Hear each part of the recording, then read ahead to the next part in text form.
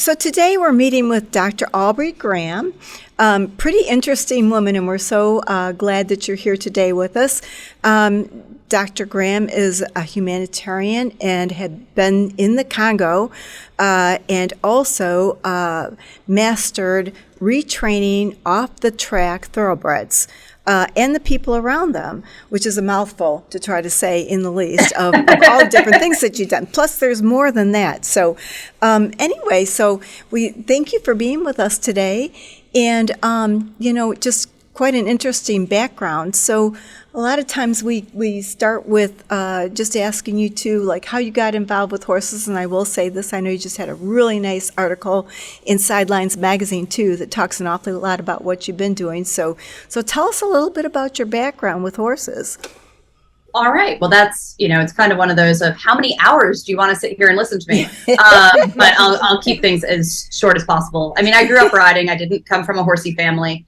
And I think that's probably one of the biggest factors in, didn't come from a ton of money growing up and didn't come from a horsey family. There's not any, kind of passed down inheritance with that. So I grew up riding. I started riding when I was 4, literally went to the fair and there were dollar pony rides. And after about $40, they just started giving my parents free pony rides for me and I just wouldn't get off.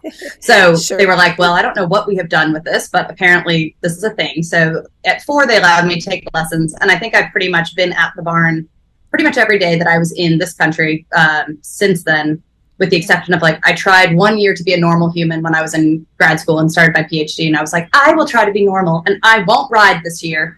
And it just confirmed that I am not normal and that was not a great idea and I need to be riding. So the quick backstory with that is I rode a little Welsh mountain pony who put me on the ground twice a day, every day from when I was 8. And he was hilarious because he was great at shows. You'd clean up with all the blue ribbons and you'd go home and ride and he'd be like, not happening. And so I learned how to ride a buck and I learned how to ride a spin and all the things that come with riding a 12-3 pony. Mm-hmm. And from there, oddly, went to a 16 two-hand thoroughbred. So it just generally was like a fearless kid. And a friend of a friend had this horse that she was scared of. And I was like, she's like, I don't have a saddle right now, or couldn't find the saddle. I don't know what happened, but I got on him bareback and was like, oh, he's fine. And her parents called my parents. I was 9 at the time. A couple weeks, month later, something was like, do you guys want the horse? Because it's not getting ridden and we just need to get it off the farm. So I ended up with a horse named Bold Sailor, who is by Bold Ruler. And so the similar bloodlines to Secretariat, but was an absolutely useless racehorse and a lovely, just general riding horse. I got him when he was 19. So he had passed hands throughout Connecticut for a long time in his life. And from there, I just went to riding. I would get on anything. It bucks, it rears, it spins, it does whatever. I don't want to ride it. I'd be like, cool, can I hop on?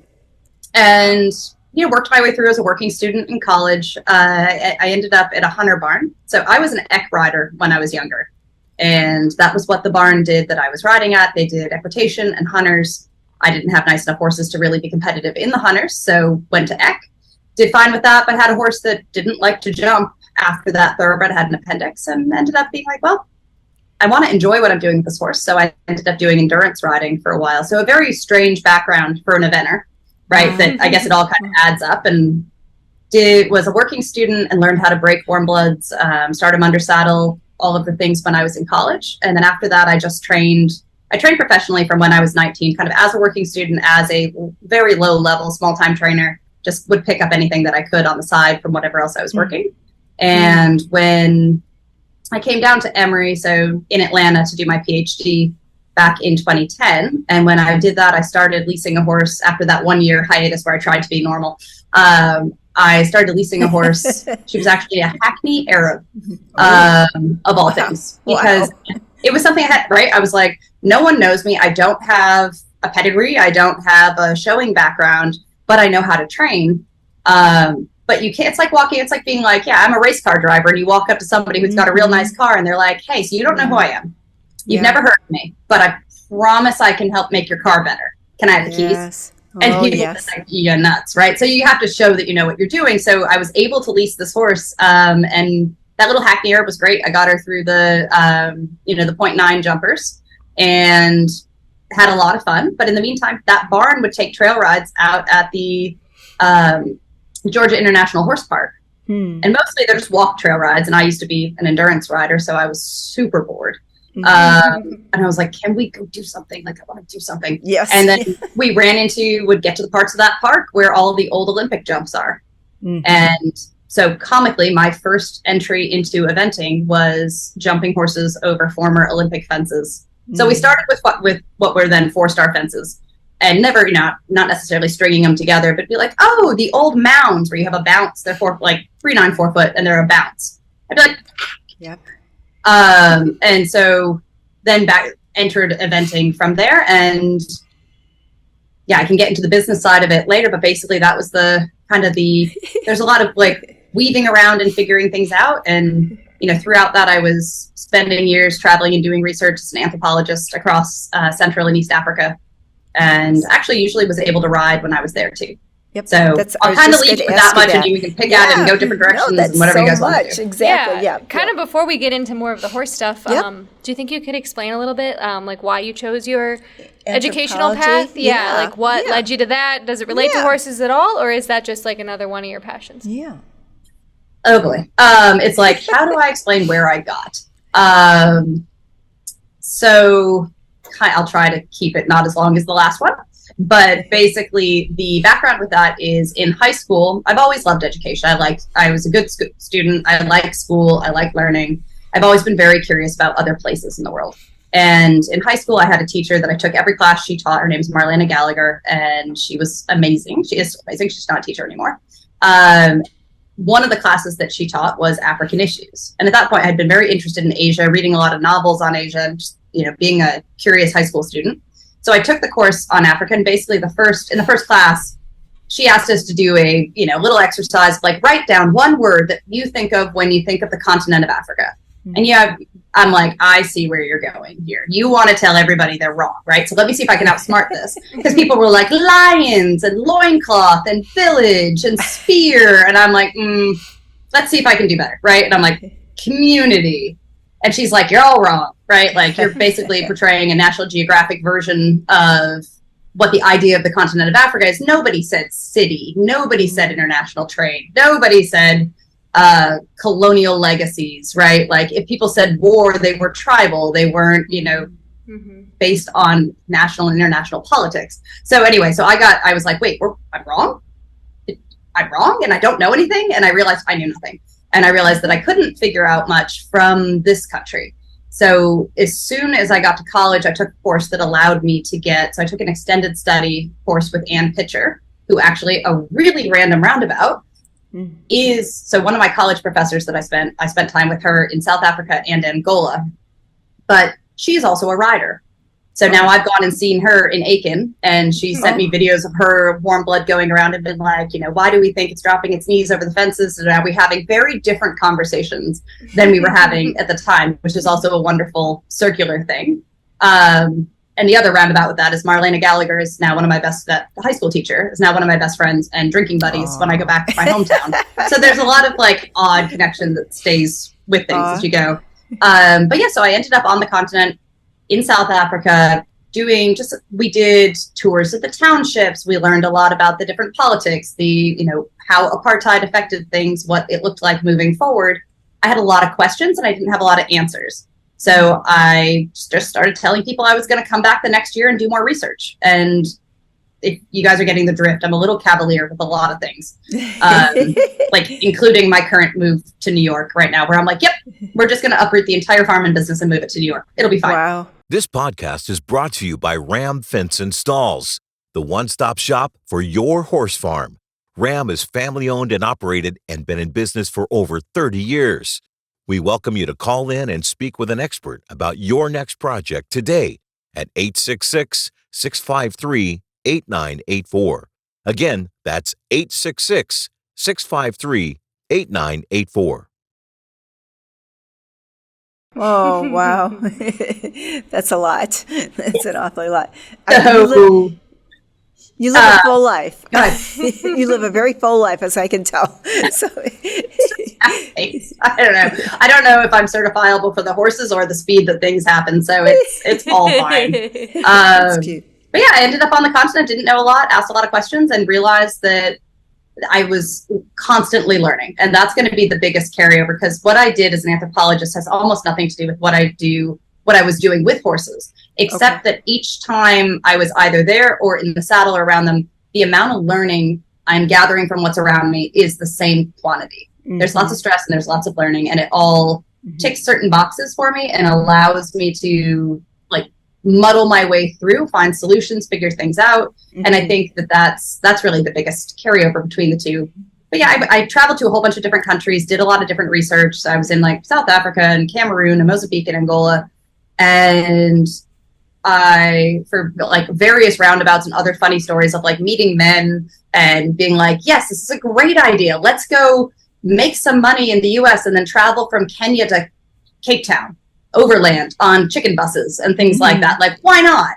We didn't do a straight line. We did a circle. Did about 6,000 miles between Kenya, Uganda, Rwanda, and Tanzania. Wow. And then came back home, but had this amazing year-long, basically, adventure on $20 a day for 2 people. Wow. For everything. I mean, it's like, I don't even know if that's possible anymore. Did that in 2007. Unbelievable. And in the process, realized I had worked as a photographer in college. That was what I thought I wanted to be when I went into college, was a photojournalist. So used the photo skills, got jobs, strung for various international agencies. So I worked for World Picture News and Belga Press, and realized I was not a very good photojournalist. I was not interested in the stories that sold. They'd be like, hey, 2 people were, killed in a car wreck in Nairobi. Can you go back and get the photos? And I'd be like, no, I'm working on a bike taxi project in Nakuru where the people are telling me that the petrol prices have gone up. So they're using bike taxis, which has led to increased bike theft. And they're like, so you're telling me you're not going to go get a story on like things that will sell internationally, but you're going to talk about like bikes in a village. And I'm like, yes.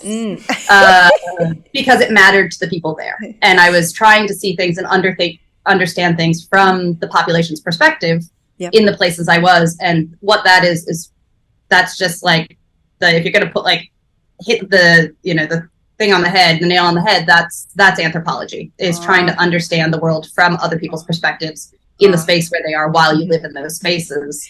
And so I realized over time that I was doing anthropology of development and humanitarian aid is what I was really interested in. And I was working as a photographer while doing it. So it turns out there's also a field called visual anthropology that at the time I didn't know about, but that's exactly what I was doing. So as I moved around the world, did a bunch of different things, did a master's in London, lived in Belgium for a while. And then I moved back to do a PhD and trying to look at the ways in which how people take photographs in situations of humanitarian aid actually impacts the local situation where those images are taken and circulated. So as opposed to looking at how it brings in funding in the West, looking at what it actually does to people when the images are created. It's a little bit niche and I can go off for hours on anthropological tangents with it, but the PhD and the research allowed me to think really well on my feet, manage crisis, write compellingly, find these stories that I'm interested in. And it's really, in some weird tangential ways, sprung forth the thoroughbred school that I've created recently, the writings that I do for Horse Nation with the Thoroughbred Logic Project. And it's all quite intertwined. People are like, wait, you have 2 masters and a PhD and you train horses? And it's like, yep.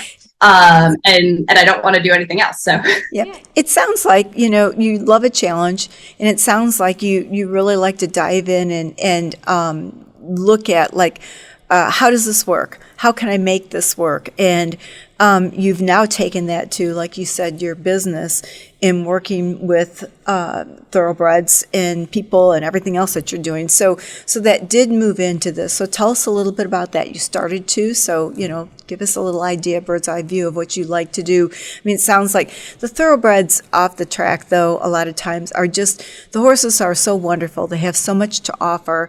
And a lot of times they just don't like doing their job of being on the racetrack, or it's just not right for them. You know better than I do, but, I've worked with, the thoroughbreds off the track, that type of thing as well. But what beautiful horses they make. So I'm sure you have really found and you've got to have the right, like you say, give me the key, but let me figure out the quirks and what's going on. Let's make this work. What can we do to make this work? So it sounds like that. Now tell me about what you're doing with that then, with your business. Yeah, so I realized a while ago that I like riding thoroughbreds, but I didn't as a kid or as a young rider, and when I was a working student, I didn't really have any proclivity in one way or another. If it was a nice horse or a fun horse or an enjoyable one for me to like try to figure out, I wasn't breed specific in any way, shape, or form. Horses just were horses, and I figured, went forward from there, but I could ride thoroughbreds. And that was, so it wasn't like, oh, you can only really ride like the quarter horses and the warm bloods that are a little easier. I was like, oh, is it hot and spunky and causing some trouble for some people? Cool. Okay. You'll probably like it. But so as I was training full time when I was teaching for a postdoc after I finished the PhD, I moved to South Africa for a year. I trained there a bit, at a small farm. I moved back and I picked up a postdoc teaching. So I was teaching a regular load at Emory, and I ended up training full time for the 2 years. So I'd like drive to the barns in the morning, train, drive to Emory, kind of do the like superhero change in the bathroom at the barn, drive to school, teach all the rest of the day, drive home, wash, rinse, repeat. Sure. And when about 2018, there's a thing called the job market, and that's what you're on for academics. And it's basically every August to December, you apply for 1 million jobs. You create shrines in your house to the gods of hiring in academia, because there's like one job for every 47 or 470 PhDs that apply for it. And if you get an interview, you're lucky, but if you get a job, you're even luckier. And I could get postdocs, but I wasn't necessarily getting jobs. I was getting interviews, but not getting anywhere. And in 2018, I was like, you know what? I don't want to do this anymore.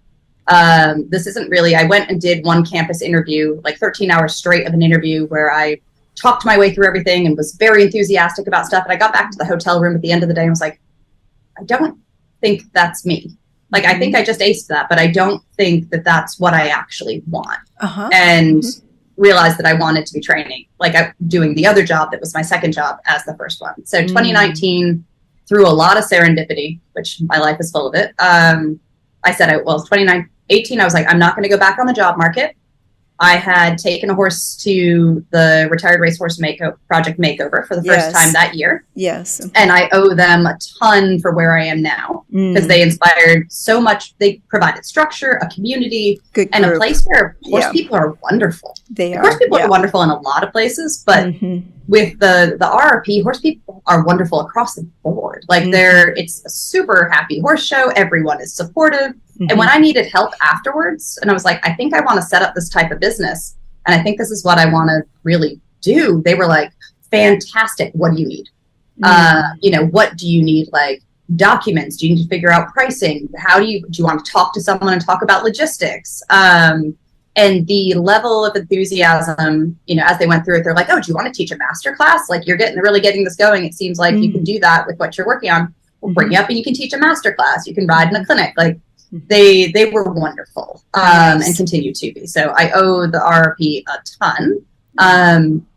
But yeah, 2019, I was training at a barn, living at a barn next to where I am right now. And some investors popped their head over the fence, and they were literally like, hey, we hear there's a trainer that needs their own place.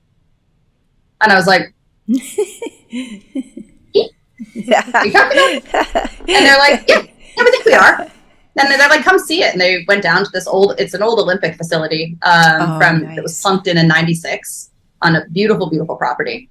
And I was like, oh, I'll help you guys renovate it and like talk about what might be needed for a trainer. There's no way I can afford this. I'm a postdoc. I'm a former grad student. Like, there's no money, right? And they go, we don't really want to look for other trainers. We'll make it work. Oh, wow. And so they did. Like, they dropped the cost of renting an apartment with a 16-stall barn that has an arena and all the turnouts and all of the things to a ridiculous, I don't even want to quote it, amount, and let me move in to build my business. Exciting. And obviously ticked it up through the years and, expected business growth and all the things. And so what I built in that period of time was I started as just a kind of low-level eventing trainer and would take anything people would give me. And I prefer training the horse. Like, I was teaching lessons, but I do prefer training the horses. unless I have people who are really committed to riding their horses. I didn't want to do a lesson program where people came and rode my horses. Mm-hmm. We'll get back to that in a second. We get to thoroughbred school because that gets interesting. Mm-hmm. And through the years, I realized like I was trying to move back up into the upper levels. I'd run through prelim, and I was trying to get my thoroughbreds back up there. And I kept getting to training and getting stuck. Horse would get injured. Horse didn't have the talent. Something would happen, and start over. And I was like, this is really frustrating. I was writing for Horse Nation through the Retired Racehorse Project. They just had one of those like, do you want to blog? Open-ended things. And I was like, well, I've never blogged before, but why not? I know I can write. So I started writing for them, and that turned into a pitch. I think in 2021 or heading 2020, at the end of 2020, I reached out to Deanne Sloan, who's the editor at Horse Nation. I was like, hey, I have an idea. What if I write a weekly article on training thoroughbreds as opposed to a monthly thing that I was doing at the time? Like, will you guys let me do that? Mm-hmm. And she was like, well, I don't see why not. So every Wednesday morning, I get up at about 5:30 in the morning and I write until about 8:30 in the morning and send off an article.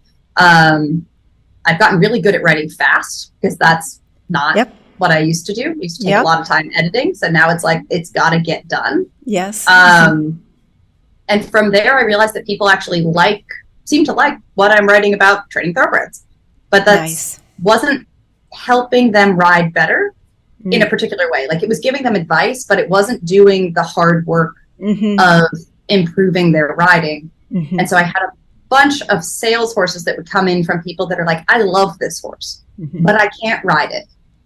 And I'd get on and they're like, the horse is nice. And they're like, yes, but I can't even stop it. Yeah. And I'm like, okay, what are you doing to stop? And they're like, well, I pull, like, I pull back. And, and I'm like, okay, well, there's your problem, right? You're pulling. Go. And the thoroughbred you pull, they go forward. Right. So, and it was like, all right, let's, take a look at this. And I had allowed people to lease horses before as a way to improve a lot of that and really help them with their own horse, lease one of mine and work through lessons and whatnot. But that's such a small sample size that last summer I was like, well, it sounds like I need to make a school.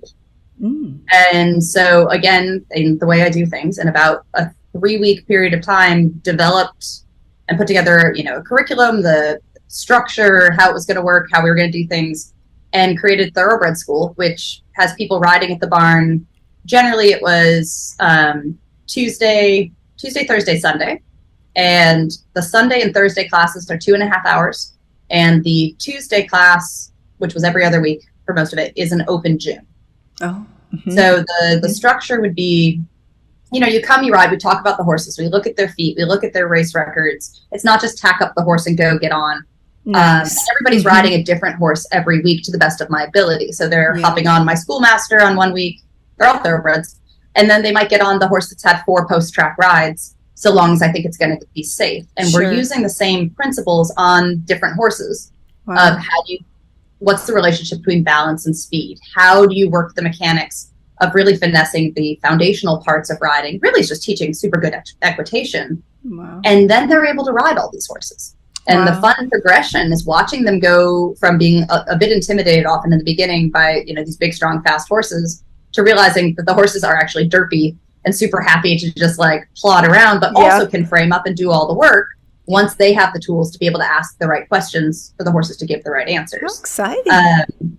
And then I did an online thing, which I've not been as successful with because I'm too damn busy and I need someone to help me with the online portion, but of opening up that to a community where I can post exercises, videos from the school, and try to get more people than just, the 10 or 15 who are involved per semester involved. Now, how many students do you have per se in your classes? You said that they run like 2.5 hours approximately. How many students do you usually, or how many riders do you have at a time usually? The max is 5, but I will occasionally allow 6 if I can make it work with the horses and tack. Okay.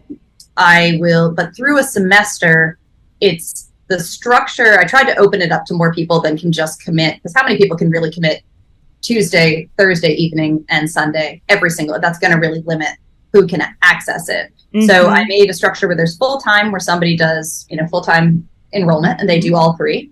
Part-time where they get 2, so half of that. So basically one class a week and one open gym a month.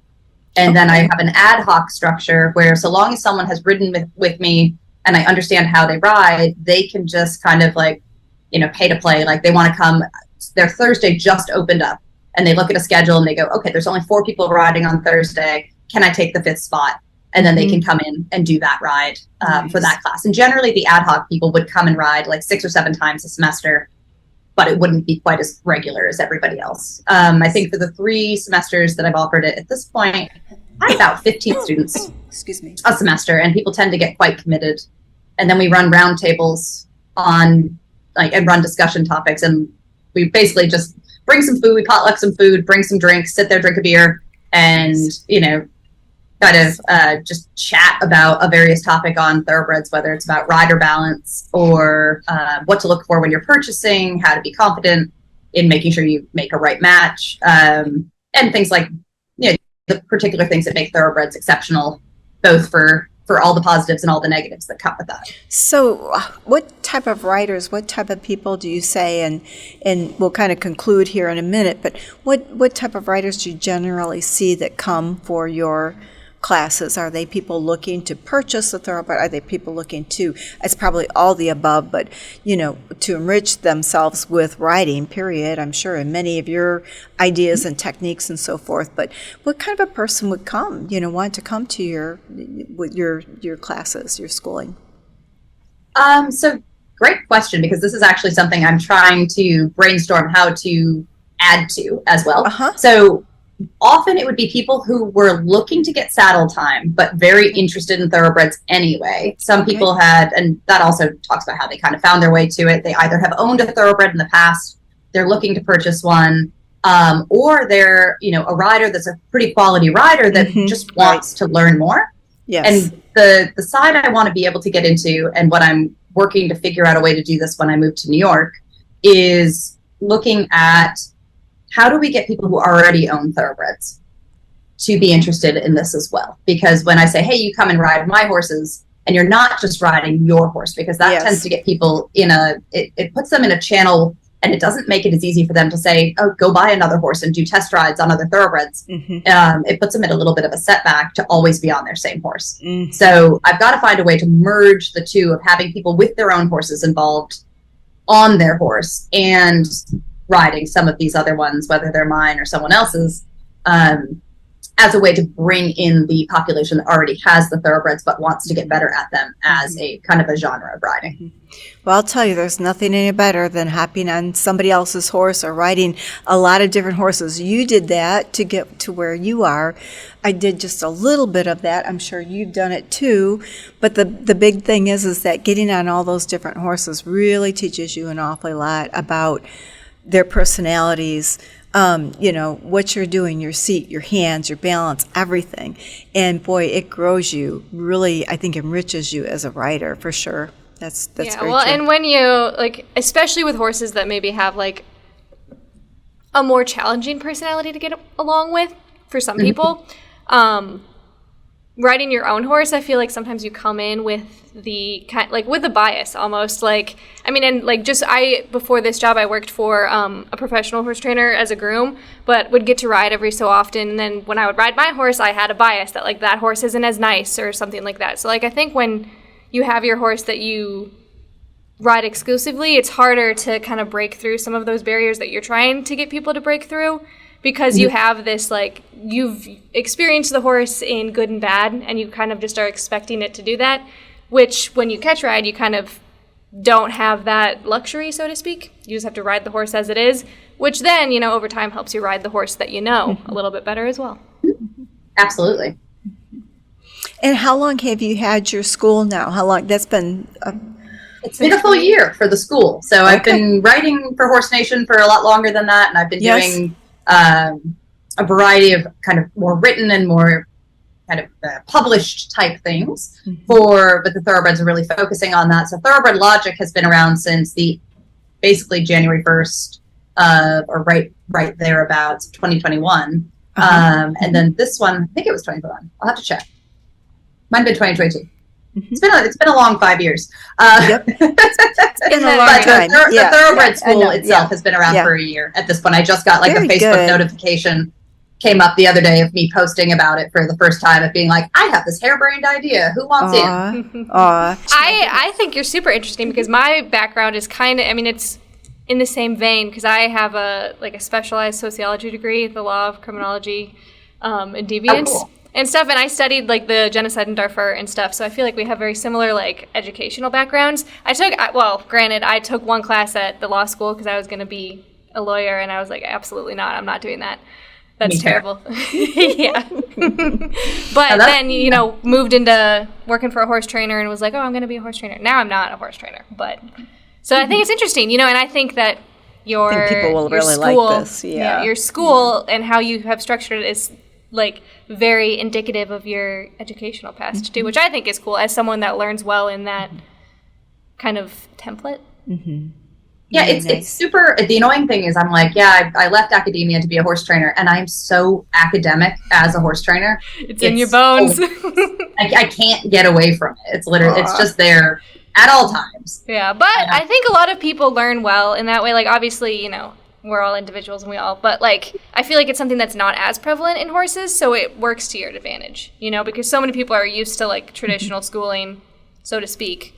And then horses can be hard, I think, but if you're like, kind of transfixing it on that, it makes it easier to understand, in my opinion, I guess. Well, I mean, I like to do the same thing that I do in like when I teach classes, and my classes sound a lot like this. So if you're like, that was a lot, it's like, welcome to my classroom. But taking notes. I'll do theory first and then apply it, right? So you're like, here's the theory of why, if you use your outside rein, why does that work? Like, so let's talk through why that actually works. And then I would go and be like, okay, so now let's go apply it, because now you understand, as opposed to me just saying outside rein now and you go, yes, okay. Yes. But I actually let them think through it and then go do exercises where they have to use it and recognizing when it works and doesn't. 100%. Yeah. I can't even count the amount of times where someone has yelled outside rein at me, and I didn't understand it until my last, when I was a groom, because I was like, I don't know. I do not understand. Like, just no one ever explained it to me, So just something as simple as that can make it click. And it's so counterintuitive. So. Yeah. Well, thank you so much for sharing all of that. We'll put up your information too with this podcast so that people will see, what you do and know how to get a hold of you. So right now we'll just take a really short break, and we'll be back in a few minutes. All right. Do you have horses and live the equestrian lifestyle? Be sure to check out our blog at yourhorsefarm.com. Yourhorsefarm.com is a great equine online resource. So be sure to share with all the horse lovers in your life. And remember, laugh much and ride often. And we're back, and we'll go into our next segment of Canter Banter. So we know you have a little story you'd like to tell us about thoroughbreds, and go ahead and take it from there then. All right. So yeah, one story's tough, but this one's kind of funny and speaks to why I love these horses, and also why my life is mildly insane. So I was training horses regular day, had to get on a webinar with the Retired Racehorse Project to talk about Equibase. Equibase is really cool. It's where you have all your thoroughbreds information. I'm a total nerd, unsurprising. So I love going through Equibase and being able to tell people about the races, look at the race cards and all the things. So they had a panel together at 7 o'clock. My last lesson gets done at 6:30. I've got to turn horses out. So I am hustling, right? Oh, yeah. And then one horse, Forrest, who I love to pieces, he's the first thoroughbred that I had as an adult, had to go in the top field. Top field's a quarter mile away. So I swing up on him bareback. For some reason, I have my keys attached to my pocket. Oh. And so I just jump up on him on a halter and lead rope, gallop up the road, turn him out, or the way around. I had to go get him, and it came back down. So I drove, that's what it was. I drove the Subaru up, left it on the side, jumped on Forrest at the top and rode down, galloped into the barn, stuck him in the stall, was like, okay, I have 7 minutes. Good, I can throw another shirt on and I can get in front of the computer. And I look down and my keys are gone. Oh, no. And I'm like, oh, no. And there's a really big storm coming in that night. And I was like, no. There's a huge storm coming. My fields flood and like wash down. I'm never going to find my car keys. So I'm like, okay, who's going to be the most reasonable horse to jump back on and go find my car keys? And so I pulled a training horse out named Fletcher. And Fletcher was just a fantastic creature. 7-year-old, I think, at the time. And I just jumped on him bareback and like kicked off from the barn and went galloping back up the little trail and found my keys halfway up. Hopped off, grabbed the keys, jumped back on, galloped back down. And normally I'm not like, yeah, I ride around bareback a bunch. I'm like, whatever. This is not a normal evening, but I'm like, I have 3 minutes before I have to be on screen. Get him back in the stall. I'm like, thank you for being an awesome horse. Put the halter back on the stall, run inside, throw off my shirt, throw another shirt on. And I'm like, and you made it. You made it. 30 seconds. Oh my goodness. And the best part about that is I just took 2 thoroughbreds, jumped on them bareback, rode them out as the storm is coming in, looked for something, found it, got back down to go talk about how cool they are and their equibase. But so many people have the stereotype that these horses are, they're hot, they're unmanageable, they're too sensitive and all the things. And like literally, if I had to ride into battle, they're the first horse I want to be on. And yes, I had my keys and didn't lose them to the flood that ensued as it rained for like 4 hours after that. So, wow. Oh my goodness. Wow. That was really, that you cut it like right in the nick of time. You did good. And it is. And they're so good. They're so wonderful when you can do that, and you work so well with them. So that's so very good. That's awesome. Did you have another one, or are you good with, was that your story then? Yep. I mean, that's the only one I've got prepared, unless you want to give me here's a keyword. No, that's I'll run it off the top of my head. No, you're perfect. No, that's great. No, that's wonderful. Well, thank you, Dr. Aubrey Graham. You have a wonderful background, and I'm sure people will be very, very interested in hearing more about your school and what you do with your thoroughbreds. Additionally, your anthropology and everything that you've done with your curriculum shines through with what you do. And we're just very pleased to have you on. So thank you very much for taking the time to speak with us today. Thank you. Well, thank you. I appreciate it.